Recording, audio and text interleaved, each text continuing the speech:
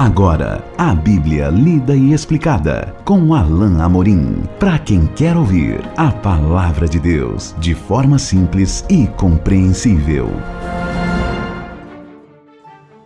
Olá, querido ouvinte, querida ouvinte. Estamos de volta com mais um programa A Bíblia lida e explicada. Eu sou o pastor Alain Amorim. Nós vamos começar hoje nesse programa o estudo de Mateus capítulo 9. Continuamos no Evangelho de Mateus, mas um capítulo novo hoje, começando o capítulo 9. Então, abra sua Bíblia e acompanhe comigo a leitura a partir do versículo 1 até o versículo 8. Diz assim então a palavra de Deus: Entrando Jesus num barco, passou para o outro lado e foi para a sua própria cidade. E eis que lhe trouxeram um paralítico deitado num leito. Vendo-lhes a fé, Jesus disse ao paralítico: Tem bom ânimo, filho, estão perdoados os teus pecados. Mas alguns escribas diziam consigo: Este blasfema. Jesus, porém, conhecendo-lhes os pensamentos, disse: Por que cogitais o mal no vosso coração? Pois qual é mais fácil, dizer: Estão perdoados os teus pecados? Ou dizer: Levanta-te e anda? Ora, para que saibais que o Filho do Homem tem sobre a terra autoridade para perdoar pecados, disse então ao paralítico: Levanta-te, toma o teu leito e vai para a tua casa. E, levantando-se, partiu para a sua casa. Vendo isso, as multidões, possuídas de temor, glorificaram a Deus, que dera tal autoridade aos homens. Nós vimos aqui no capítulo 9, nesse início do capítulo, que Jesus continua o seu ministério público e continua a demonstrar o poder de Deus por meio de milagres e de curas. E vemos também que Jesus tem a intenção de que esses milagres apontem as pessoas para um conhecimento maior de Deus, apontem as pessoas e façam as pessoas considerarem a pessoa de Jesus como Filho de Deus. E vemos que o interesse de Jesus não estava apenas no milagre em si, mas que esse conhecimento fosse levado e chegasse às pessoas. Então, aqui no versículo 1 do capítulo 9, nós começamos a ler uma história que é muito conhecida. Esse mesmo relato de milagre está em outros dois evangelhos. É um texto bastante conhecido. Alguns amigos trouxeram um amigo seu paralítico para estar com Jesus. Jesus passou para o outro lado, depois que ele saiu lá da presença do povoado onde ele estava, no finalzinho do capítulo 8. Ele vai para o outro lado, então é outro momento, um outro evento. E agora, talvez já de volta lá na sua residência, onde Jesus ficava quase sempre, lhe trouxeram um paralítico deitado num leito. Esse paralítico é trazido até Jesus, não é?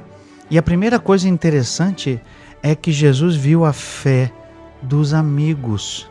Jesus achou interessante, nós temos um outro relato desse mesmo milagre, como eu disse, e nesse relato Jesus inclusive exalta a fé desses amigos.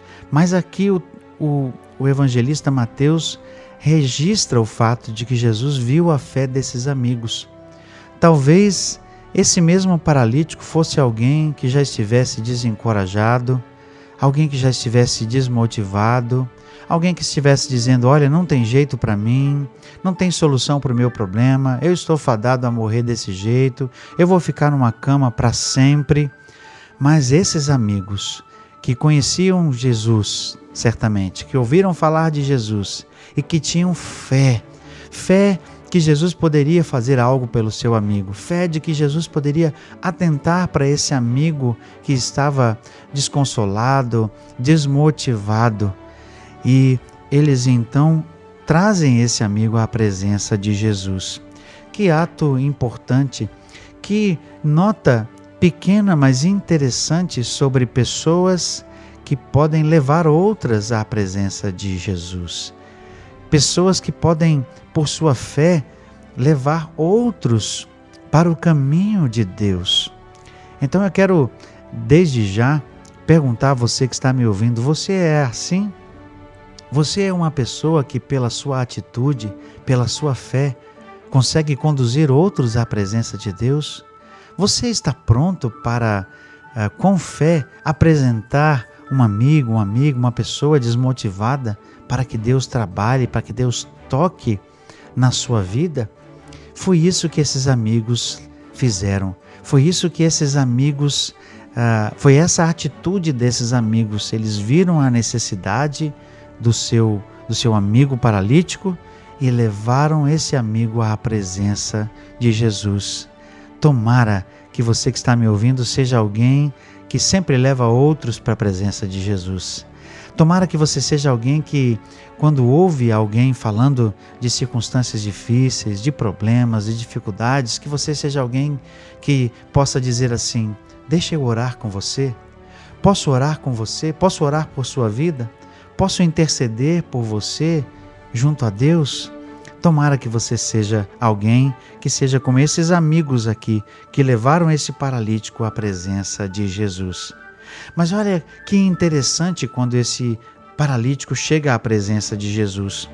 O verso 2 diz assim: tem bom ânimo, filho. Jesus provavelmente reconheceu o fato de que esse era um jovem, mais jovem que ele. Tem bom ânimo, filho, estão perdoados os teus pecados. Veja que Jesus imediatamente se preocupa não com a sua enfermidade física, mas com o seu problema espiritual. Veja que o foco de Jesus está realmente na condição espiritual daquele paralítico. Novamente, eu quero lembrar a você que me ouve que Jesus não estava necessariamente linkando essa doença com o pecado, ou seja, nós não temos aqui garantia no texto que nos permita afirmar que essa paralisia dele, que essa doença dele era resultado de pecado. Pode até ser que houvesse uma ligação, mas o mais importante é que Jesus foca na vida daquele paralítico e aquilo que era a necessidade essencial, primordial da vida dele, foi satisfeita imediatamente por Jesus. Filho, os teus pecados estão perdoados. Aquela pessoa tinha uma condição espiritual que era mais importante do que a sua condição física. Talvez até, e isso a gente não tem certeza para afirmar, mas pelo caminhar da história podemos pelo menos fazer uma conjectura sobre isso. Talvez Jesus estivesse justamente usando isso como ocasião para a cura que viria depois. Mas o fato é que o foco de Jesus sempre é a condição espiritual. Jesus está preocupado com a nossa alma, mais até do que ele está preocupado com o nosso corpo físico. Jesus está sempre mais preocupado com a nossa vida espiritual, mais até do que ele poderia estar preocupado com a nossa condição financeira ou com qualquer outra dificuldade que tenhamos.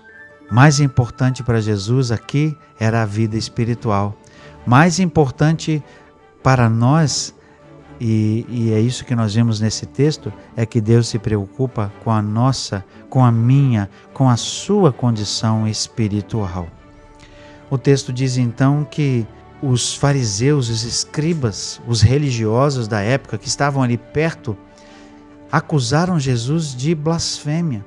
Na verdade, eles não acusaram abertamente, eles estavam arrazoando no seu coração, ou seja, eles estavam ali talvez falando baixinho, cochichando, coisa de gente que gosta realmente de emitir juízo, não é, por tudo, que é crítica, uma atitude certamente negativa de alguns daqueles religiosos, mas eles então acusam Jesus de ser alguém que está blasfemando.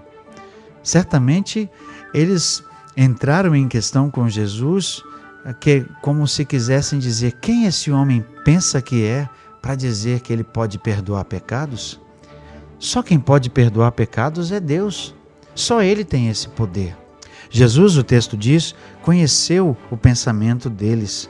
O verso 4 diz assim: Jesus, porém, conhecendo-lhes os pensamentos, disse: por que cogitais o mal no vosso coração? Na verdade, o coração daqueles homens estava cheio de mal, de inveja. E eles estavam ali cogitando o fato de que Jesus estava se fazendo passar como Deus, como se eles estivessem dizendo que Jesus era um impostor.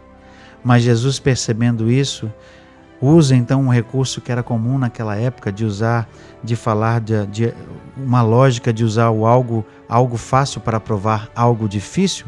Jesus então diz o seguinte: qual é mais fácil? Dizer, estão perdoados os teus pecados, ou dizer, levanta-te e anda? E Jesus então faz o milagre com o propósito de demonstrar o seu poder para perdoar pecados. Sim, Jesus tinha poder para levantar aquele paralítico, para dizer a ele que ele levantasse e tomasse a sua cama, mas mais que isso, Jesus tinha verdadeiramente o poder como Deus para perdoar pecados.